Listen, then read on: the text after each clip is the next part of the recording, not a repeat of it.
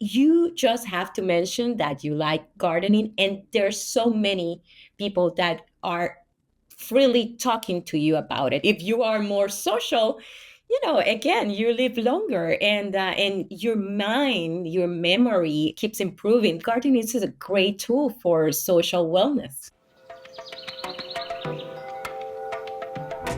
If you've been listening to the Beet podcast for a little bit, or maybe even a few years now, you know that I've gone on quite a journey myself through the different reasons that I like to garden. And these days, a lot of it is a better health for myself, a better life, a better mental state for myself, let alone all the produce, of course, that you can grow. And so I'm really excited. This week's going to be a fun one. We have Perla Sofía Curbelo-Santiago on the show. She's a professional garden communicator from Puerto Rico. We actually met a couple months back, Perla, at the National Flower and Garden Show up in Seattle. So it's great to meet you. It's really cool to have you on the show talking about, I think, a topic that a lot of us know is part of why we might garden, but this is something that you do for a living. I mean, you are certified in horticulture therapy from the Chicago Botanic Garden. So maybe we could just start there. Horticultural therapy, what is that?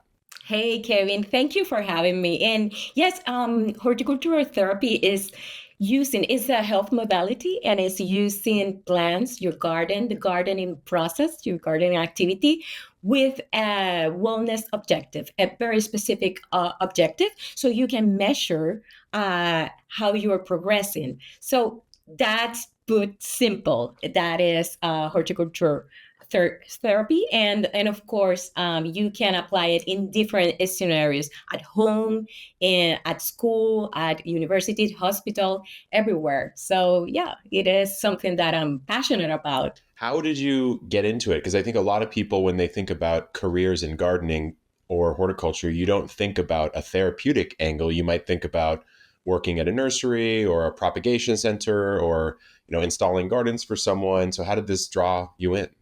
Well, my background is psychology. I studied in college psychology, and then later on, I did my master in communication. So while I was doing research and for my articles in on agrochic.com, I saw an article regarding the use of plants for your wellness in general, but particularly this was about your mental health. And of course, always been interested in human behavior because of my background in psychology. I was like, what? And I was already gardening, but I was gardening for fun, and I was gardening, of course, for to be able to write even more on my blog.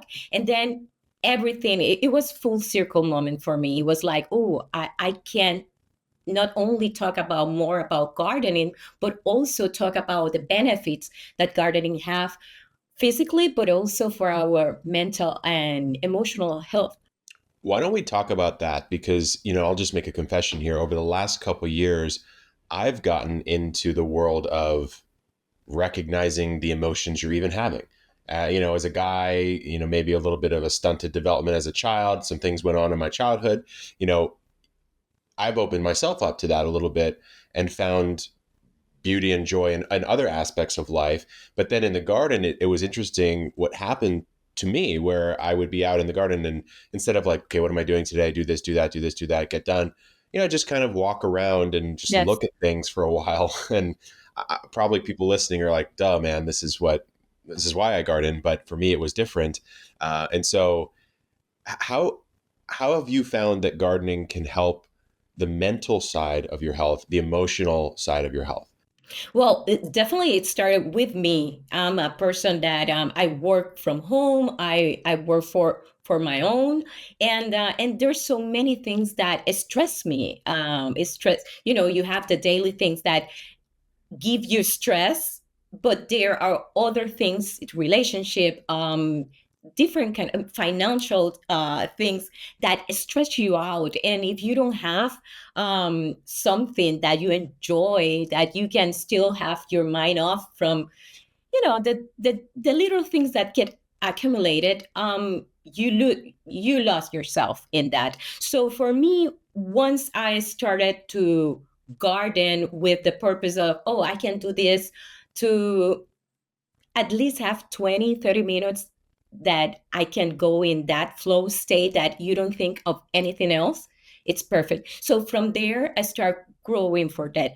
From there, of course. And once I went to the Chicago Botanic Garden, read more about it in terms of what was horticultural therapy, and I start reading more books regarding this the topic, and of course how people in different parts of the world use gardening as a strategy to support their mental health. I was like, yes, I've been applying this for me for so long, and now it is something that I do daily. I start my day looking out at the window, looking for things that I really like. But again, that wasn't like that from the beginning. I have to start with my garden. I have to have a place that I could go immediately. I needed that time, and of course, that's how I start working on things that, oh, if I want to look at something that I like through the window,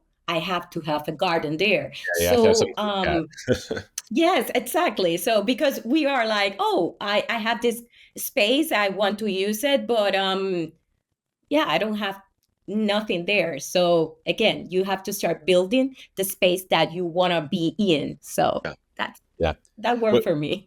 you have these two words, conscious adjustments, Mhm. and it seems like that's your suggestion on how to get into gardening as a primarily a wellness device for yourself or a wellness activity. What does that mean exactly? Well, you said it. You first when you were talking about, well, you go to into the garden and you start like doing this mental list of the things that you have to do. If you want to enjoy more your garden, you have to be conscious about how to use it, and from there you start making adjustment in terms of, okay, if I want to enjoy more color in my garden, well, I have to start adding not just veggies that give me a fruit that in certain colors, but maybe I can add some flowers into it. So I start then looking into seeds that flower seeds that are colorful that I can add to my garden. So that is a conscious adjustment, because you are not just, okay, I'm gonna grow food because I want to grow more tomatoes. That's it. No, I have something that is pushing me to make adjustment in my gardening journey. So, and from there you start like, oh, I want to be able to sit more in my garden. I want to be able to enjoy it, just contemplate it. So I add more seating areas, more comfortable areas in different parts of my garden, and and from there you start building. But you're doing that in a conscious way. You are not just stepping into your garden and do what you have to do because it's in your list and that's it, and you check that, and of course that is fine if you are good with that. But if you are looking to use it more, to maximize the use of your garden for your wellness in general, you have to start adjusting, and you adjust your gardening as you grow older and Hmm. also as you grow in experience. Yeah, it's funny. That last piece is what I was actually going to respond with was as I've physically become older and also as I've, I guess you could say, normalized in a way to some of the harvests that always come. The tomatoes I'm Yes. always excited for sure. I'm not Hmm. necessarily as excited as the very first tomato I ever grew. And so as these sort of patterns and these seasons start to repeat, I want something different from the garden every single Yes. year. And I've begun actually to add these seating areas, these little spots that I like the word that you use, to contemplate, just to Yes. simply sit. And you could be looking, but sometimes, when you look and your eyes sort of fuzz out, you're not actually focusing on anything in particular.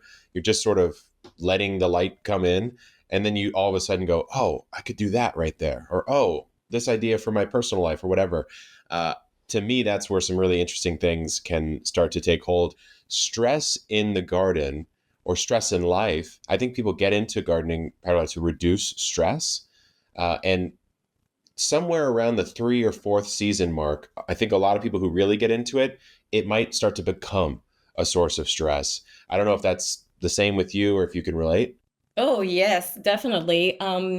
Sometimes plants can give you even more stress than other things in your life. And because you care for that and you put so much effort into it and you start even when are they are in the seedling phase, you start stressing out about what it's going to happen if I don't get the tomatoes, I don't get the eggplants or the things that I'm visualizing. So that going into that motion set us in a stressful way when probably you started doing because, oh, I want to relax in the garden. So it is normal, but I think when you have then other areas that you can focus in the garden that so you can enjoy, while you wait.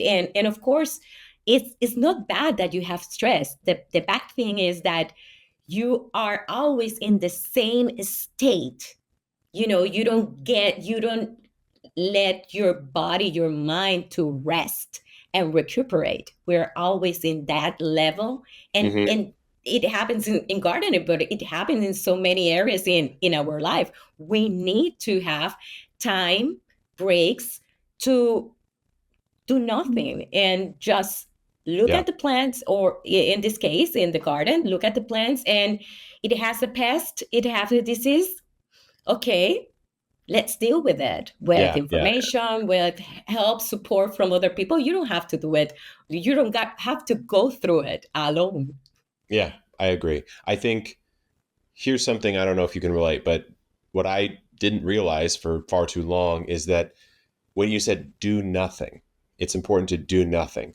It is, I completely agree. But what I thought doing nothing was not actually doing nothing. So I thought maybe watching a show on Netflix was doing nothing. I thought maybe Mm-hmm. playing a video game. I thought maybe going and grabbing something to eat by myself sometimes, these things I was like, oh, well, I'm not working. So that's technically doing nothing. But it actually wasn't. And I didn't realize that for a while.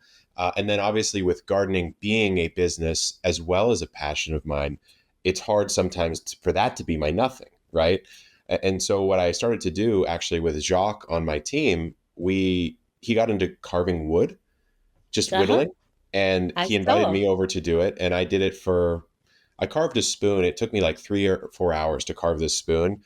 Didn't pick my phone up, barely spoke, but Jacques and I would just be chatting here and there. But I was focused on this spoon, and Mm-hmm. after that, I remember I felt like my brain got scrubbed clean by like a toothbrush or something, and then I realized, oh, doing nothing, your mind needs to be in a different state of being, and that's Yeah. what you mentioned, and I'm upset, I guess, that it took me so long to realize that. But for me, it's difficult for the garden to be that nothing. And so you have this idea of a garden break that I think is really cool, and I might start to implement. And maybe you could just explain what that is. Oh, well, a garden break, it is a purposeful pause.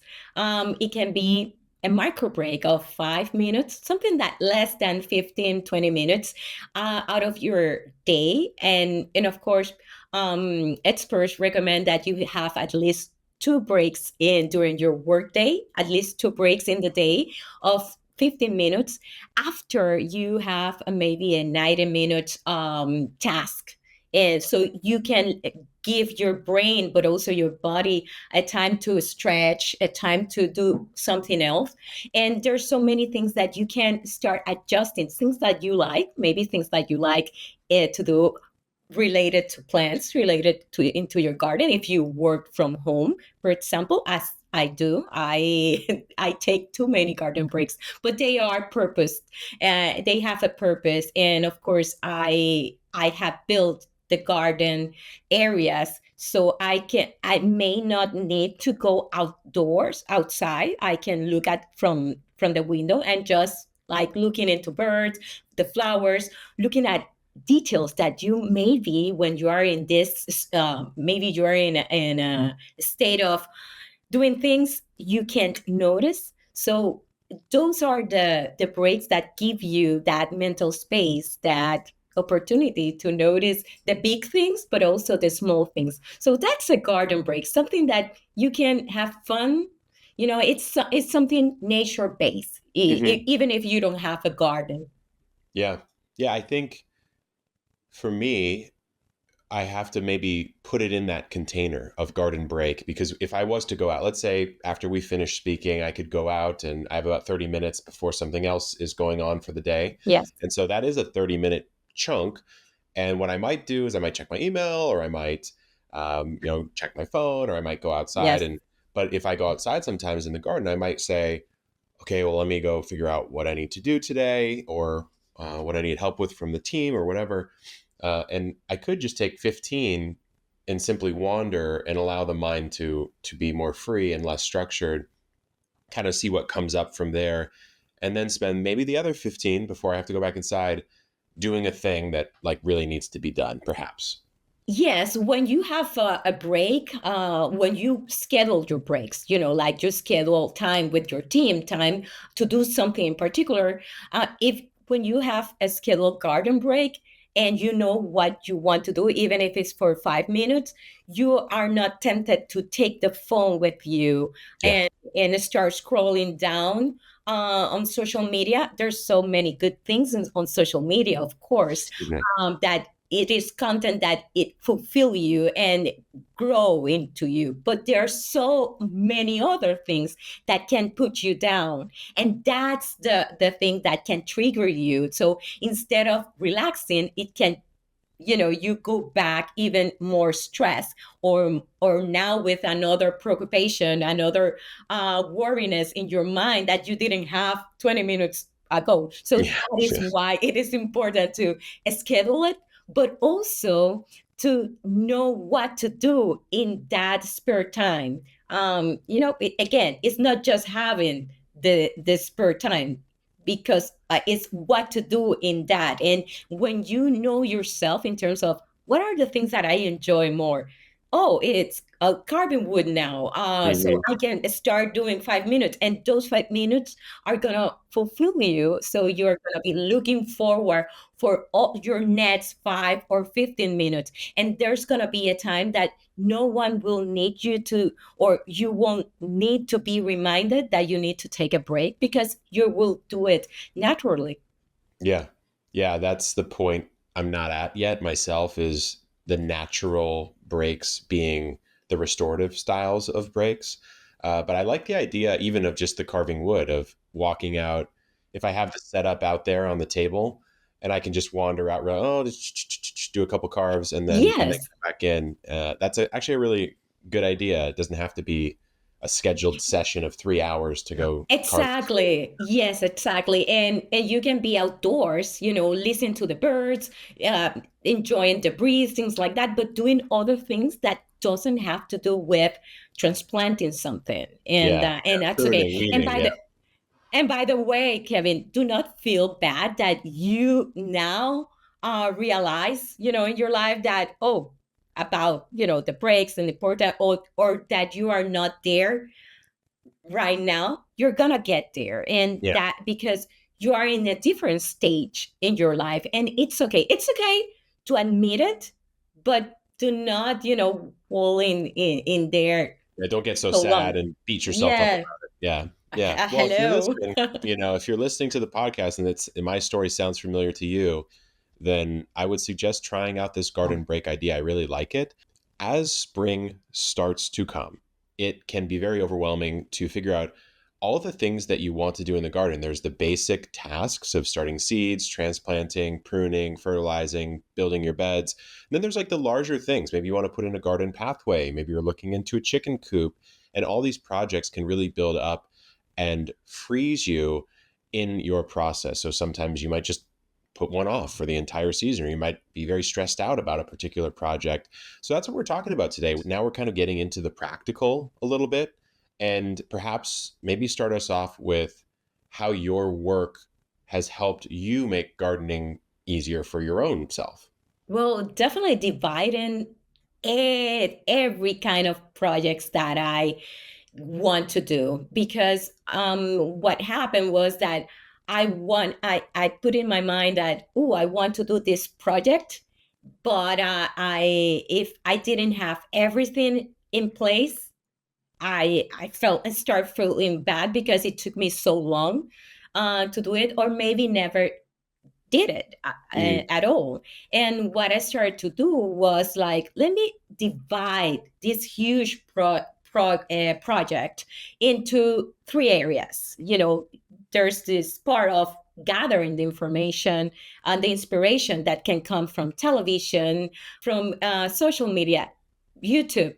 And because there's so many things that you start looking at, and you're like, oh, I want to do that, but you in the middle of it, if you can't do it right away, you start feeling bad. And there's so many things that happen during that process that can, maybe it rained, so you couldn't make it the day that you scheduled. So when you start dividing the process, you start doing even more things because you can do a little bit here, a little bit there. Of course, what you are able, to do, because you don't want to start 100 projects and have half of them, and without finish them. So you gather the inspiration, the information, what do you need, and then you start organizing yourself. Do you have to buy something for that project in particular, and do you need assistance to help you out in that project? Because sometimes when you are doing it right away, you realize that you need someone else's to help you with something because it's going to be difficult. And those are the moments that when you are stressing, where you are like, this is not coming out as I thought, there's a great potential that you quit there and you don't do it. So that is when you're organizing and planning, and that's a great way to start adding. Okay, I might need help in this area, or I would need to buy something else. And then you have the assembly. At the assembly project that you already scheduled the date, you have someone who's gonna come in and help you out, and you make a great, you start adding those memories. So at the end, the result of the project, you see that, oh, I have so much fun during the gathering process, because I gather from this source, and or from this person, and then this someone came in and helped me out, and then at the end, the result, whatever happened, you have so much things that you can talk about and even share with other people, the end result of that project. But dividing is more fun Hmm. because it gives you the opportunity to even do more and add more joy into the process. I find for me, the place I tend to get stuck is in the gathering or the planning stage. So we just built I want to say it's like 16 or 20 feet by 20-foot area Uh-huh. called the test garden that we divided into a 4x4 grid. And it was, okay, well, we need to level the ground. We need to make sure that these railroad ties we put on the outside are at the same height, and we need to fix them. And then what's in the soil, and then how do you, and so when you start thinking about it, your mind can spin away.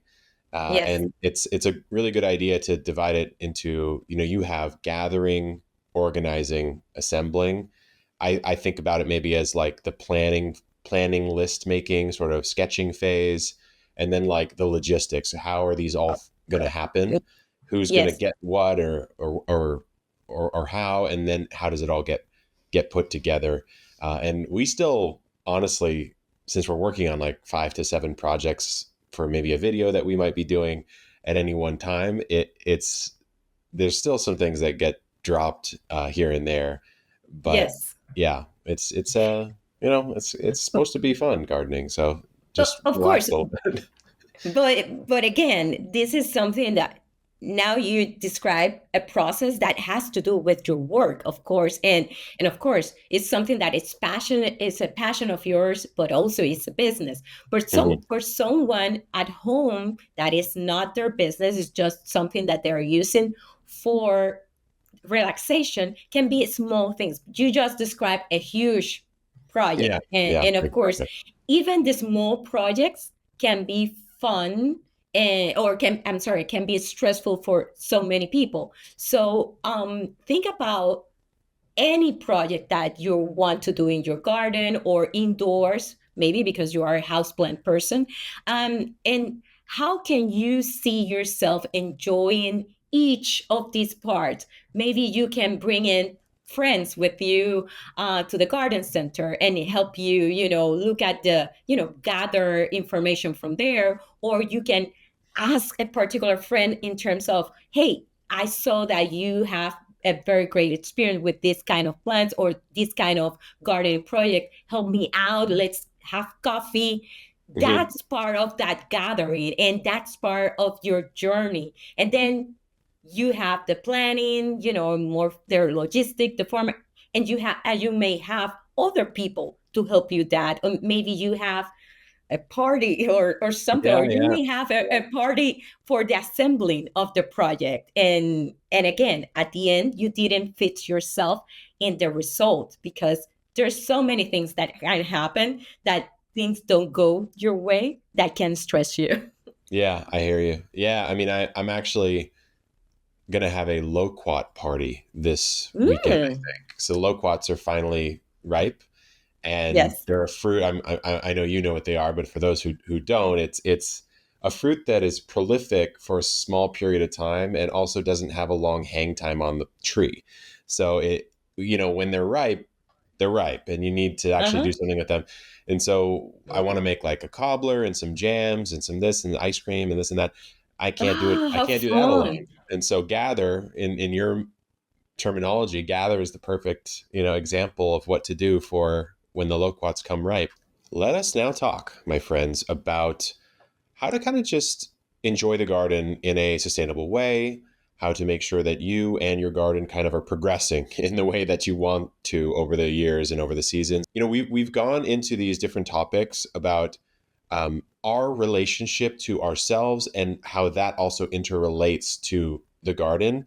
And today we were just talking, you mentioned something really interesting. There was like a hose sitting in your garden. And maybe you could just talk to me about that, because I relate to this very much. Again, um, things that you keep talking and telling people, hey, make sure you don't do this, you do it, or you experience it yourself. So I have this 100 feet hose in my backyard that, of course, I when I bought it because I live in this area, that in this space, that I have a backyard but also a front yard. But the water, it's just in the backyard, so I needed a longer hose. But now that my gardening is concentrated in the backyard, I don't need a hose that long. Right. But what happens, instead changing for one that is shorter, I'm using the same one. So that sometimes I let it right in the middle of my path area. So every time I see that hose that is not organized, I get frustrated, I get Yeah. mad, and get, like, oh my God, I have to deal with this. So a few weeks ago, I ordered online a hose reel, so I could take that off, not only from my path but also from my mind again. And of course, it's a safety issue.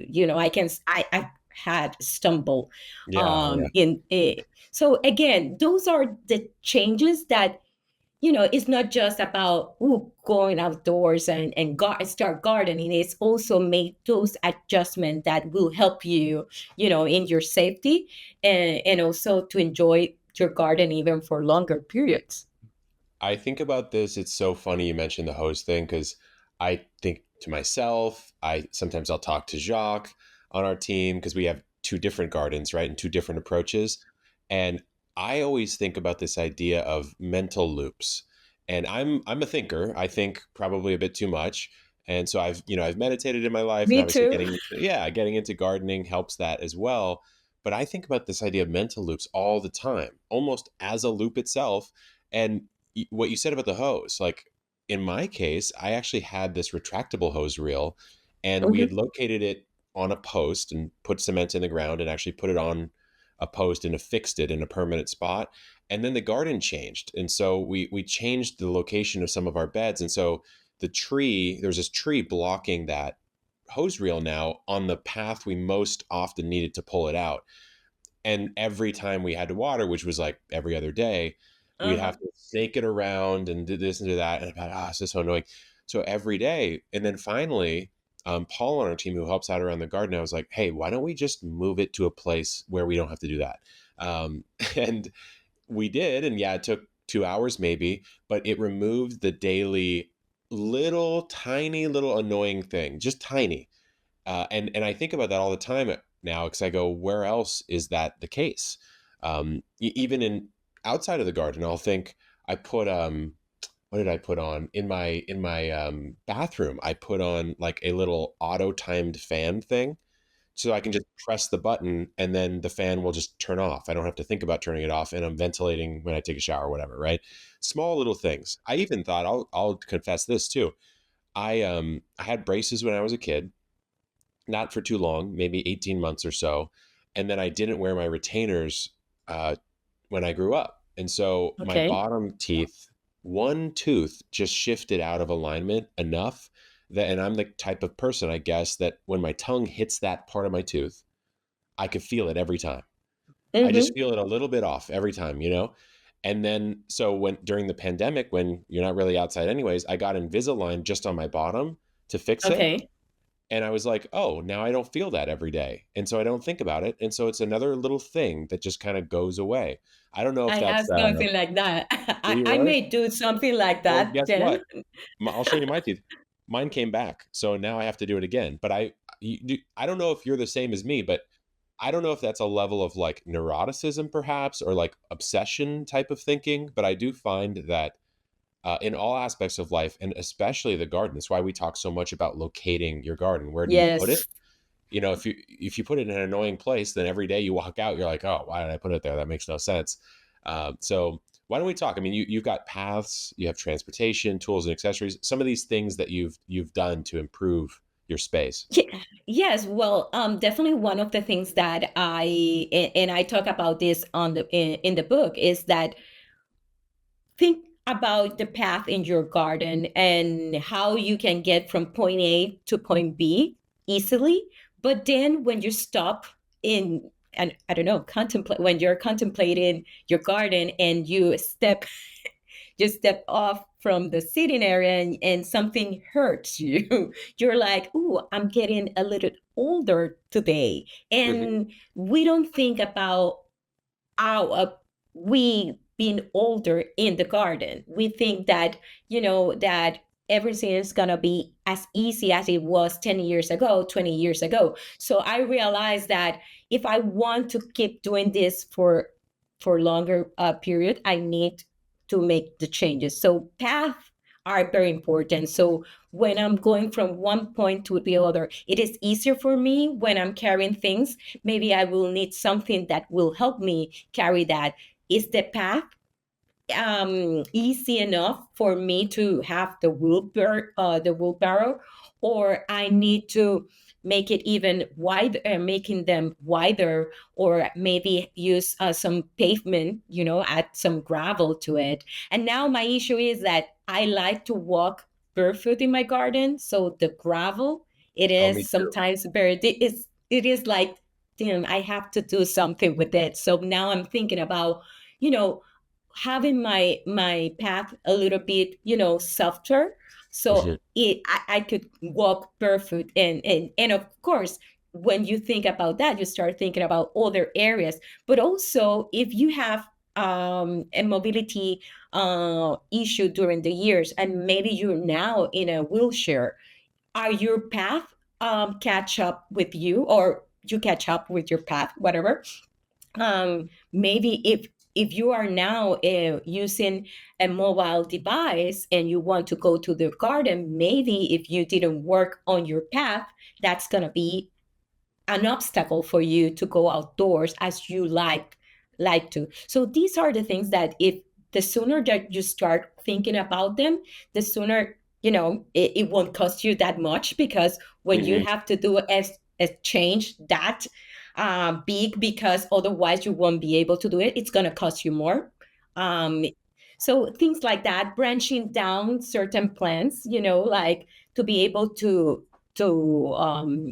take the fruits down. I have seen you when you talk about the fruit Bringing the fruit trees. trees lower, yeah. Exactly. Exactly. There's going to be a moment in your life that you won't be able to, to be moving, of course, to use everything the way you used to. So the gardening tools as well, things like that. Maybe you've been using the same garden tool for the past 20 years, but it's heavy. So Mhm. maybe you start thinking about using other trimming tools for you that are lighter, are ergonomic, and help you even better. So these are the little things that you can start doing now that you have the time, and especially if you already are living in a place that you're gonna be there for a long period, you can start making those investments, and you're gonna see that you're not only gonna be enjoying your that more, but the other people that live with you,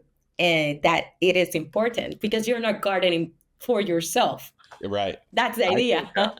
yeah, I mean, for me, we put these decomposed granite pathways in, uh, let's see, a couple months ago, I think now. And the second we put them in, I was like, why did I not do this a year ago? Like, Again, yes. especially because these were paths to the pond that we have, to the chicken coop. I walk to the chicken coop every single day, and I was walking on, and I like to walk barefoot like you. And so I would walk barefoot over arborist wood chips and like random nails and stuff that would just be, it's just so stupid. Yes. And so once those went in, I was like, oh wow, like just another one of those little things that makes it easier and more pleasurable. Like You take want it the out. things, yeah, like you want the things are good for you, let's say gardening or maybe exercising or whatever, you want to be drawn to them, not drawn away from them. And so, I started running with my girlfriend this year for the Oh, first time great. in a while. I haven't ran since I was like in my early 20s, really starting to enjoy it. So I went out, I got us both pair of shoes that we actually enjoy running in. I was running in like weird trail boots before, which is just dumb. And then we like pick a place we actually like to look at when we're running. You know what I mean? It's just like these things are so obvious, but oftentimes the obvious things we don't actually do all the time. I think this idea of gardening to improve social skills or to stave off loneliness, etc., it may or may not resonate. I think during that period of time, a lot of us were isolated almost by necessity, and also kind of maybe wanted to be. Maybe that was like okay for that period of time. To me, what's interesting here is you don't maybe think, Perla, about gardening combining well with social skills or helping with loneliness. So I'm kind of curious where Mhm. your head goes there. Well, definitely is something that when I mention people that, for example, oh, I write about gardening, you see people smile like, ooh. And that was for me something at the very beginning when I decided to focus on gardening as part of my professional communication career. I was like, ooh, I like people to smile. I like Mm. people to ask you questions. I like how people start talking. Like, oh, I used to garden with my grandmother, with my parents, or they start talking about, open up about the things that they have in their garden. You just have to mention that you like gardening, and there's so many people that are freely talking to you about it. So that's definitely one of the greatest things that gardening can bring to your life, conversation.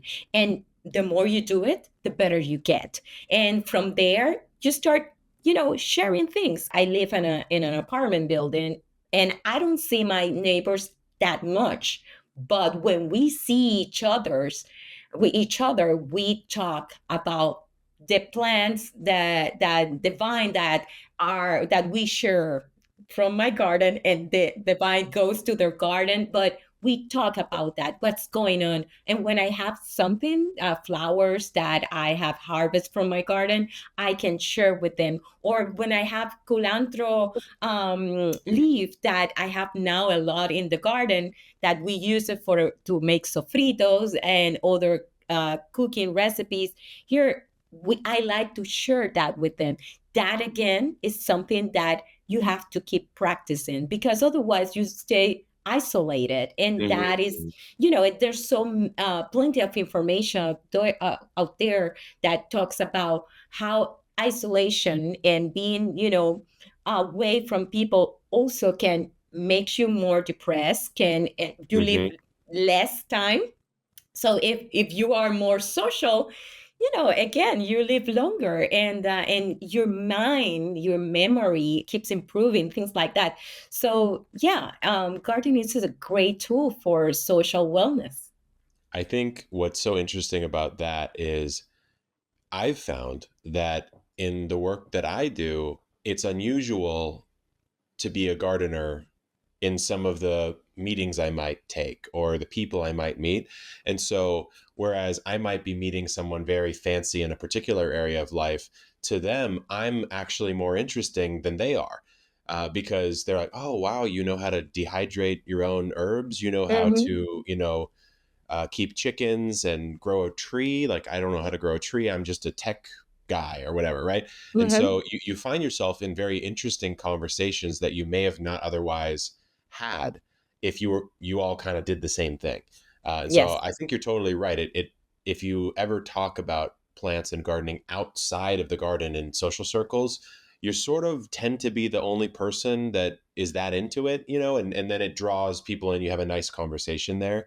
And yeah, I love the idea of just sort of giving your produce around in the neighborhood. I do that sometimes, but my mom likes to take a lot of it and we eat a lot of it and Jacques steals a lot of it. So it doesn't always make it to the neighbors, but I should right now especially we have a ton of eggs. I'm getting like 7 eggs a day. I can't eat that many, so maybe I'll do a little drop of some eggs to my neighbors and see what they think. You know what I did a few years ago, as someone who also, I have to maintain my media outreach. I have to sell things, and I had this meeting with this marketing person, and I was nervous because it was the first time that I was meeting her, and Hmm. again, I was going to her office, and by that time I was I harvested my very first pumpkin, and I Oh was wow. so proud about Yeah. it. And one of the things that I did with the pumpkin was I divided it to keep for my family, and I shared with other people. But I decided to take one piece of it and take it with me and share it with her. That was gonna be the icebreaker, Oh the yeah, I like pumpkin. that. That worked perfect. Of course, she loved the gift idea of something that she could eat. And of course, I closed the business. Yeah, But yeah. every time, and from there, we kept doing business for a few years more. But every time we open our conversation based on what she did with the pumpkin, and we related and talk about other things. So every time you have the opportunity to go into a meeting, and you're someone who likes to garden, you're proud of it, and you're proud of your harvest, take flowers with you, take eggs with you, Mhm, whatever mhm, you mhm. do, that puts you in a that gives you so much leverage. I And know. It's so true. so again, it is a great way. And again, it's an icebreaker. And for online meetings, when you show what you have, Yeah. plants, whatever, people start asking you. And it is something that when I do corporate workshops, and everybody is sometimes a little stressed, and in that environment, you bring in plants or let something from the garden, they love it, and Yeah. the conversation keeps growing. Yeah, you're totally right. It's such a hack to having like Yes. a fun experience with someone. I was at a dinner last week, and I thought about doing it. I decided not to, and I think I should have. Honestly, it was like a dinner of people who have stores on the internet. Like they sell products like we sell products, right? So I was meeting Yeah. a bunch of people to share ideas, and they had this chef there, and I was like, oh man, I wonder if I should just bring up a backpack full of whatever I had, chard or Uh-huh. potatoes or something. And I didn't do it because they had this like prefixed menu. And I thought maybe that would just be kind of weird to bring it, but I should have done something, even just some flowers or maybe it's like garnished edible flowers. And they Mhm. say, hey, like if you want to mess around with this borage or something, have some fun with it. But no, it's a really good idea. We did Now talk a you little bit. know. Yeah, now I know. Now you Now I know. know. Now you Yeah, I know, should and have now done it. you can start doing it. I should have done it, Perla. I should have done it. We'll talk now about the making your home or your garden an actual social gathering space. Some people just they like their space, they want it to be kind of their own thing, but have you done much with like having gatherings at the home in the garden? Like what would you recommend someone start with there? Well, I have last year I have a gathering of family and friends, like less than 10 because my garden is not that big, but I was excited even showing areas that weren't garden at all, but I could share my vision and people were curious. My stepdaughters, my other friends came in and they were curious and liked that experience of and they asked questions. So I did that. And this year, for for my book launch, I did a garden party, not at home, but I did it in a botanical garden here in Puerto Rico, and people enjoy that. And I was like, I'm gonna do more garden parties at my backyard, but I have to prepare for that. So I'm looking forward to celebrate my stepdaughter's one of her celebrations in the backyard to co-host with her something so she can use the garden to entertain some of her friends and enjoy that. And also, I'm planning to invite a friend who's an expert in tea ceremony. And Mm. once last year, she mentioned me, "Oh, I want to go to your garden," and I'm like, "Yeah, let's do that." But now I'm very conscious about that, and I started to make some additions in certain areas. Like I bought a patio rug and I have it right in the kitchen garden. I call it the kitchen but it garden, but it has more flowers, things like that. So I want to do like a tea ceremony there, and so of course she's gonna be the main person, the Yeah. main guest. But these are the things that I'm looking forward to use the garden for. And of course, I love when my husband used the space for taking a cold, something like that, or Yeah. and just enjoying. Again, I'm not just gardening for me. I look forward for him to use it more. And of course, when my stepdaughter comes to visit, and so they can use it and yeah to use it, take advantage of the weather and Yeah. uh Yeah. and and, and have any kind of celebration, go I don't know, harvesting zinnias, things like that. Yeah. Yeah. Yeah. I by the way, I just I put Hey, down look at that. I put down this one and I'm looking forward for harvesting them, so I'll let you know. If But you're watching these the podcast right now, she's holding up some botanical interest seeds right now. Those this are a is the good variety. torch. Yeah. This is torch, Mexican sunflower. Because again, I was doing some adjustment in terms of color. I wanted to add more vibrant colors, Mm. color flowers, and I found this one, and I was like, "This is the one that it's gonna be." Looking forward for the Yeah, yeah. bouquets, things Well, like you'll that. have to So send me some photos. I'm excited to see how that one grows. yes, I will. I will definitely. So yeah, So, some you good can have a ideas. party. Yeah, I mean, some really good ideas for making your garden a place for community, let's call it. A place to actually have a more fulfilling social life as well. Something that I'm gonna do this loquat party idea that I just shared, and then I'm also gonna do some little egg drops to some neighbors of mine, and we'll see how that goes. But it's been really That's great having you on the show, Perla. And where can people find your work? You have a bunch of different things going on. Of course, my main space is agrochic.com, which is my website from 15 years. This year Oh it wow. turns 15 years.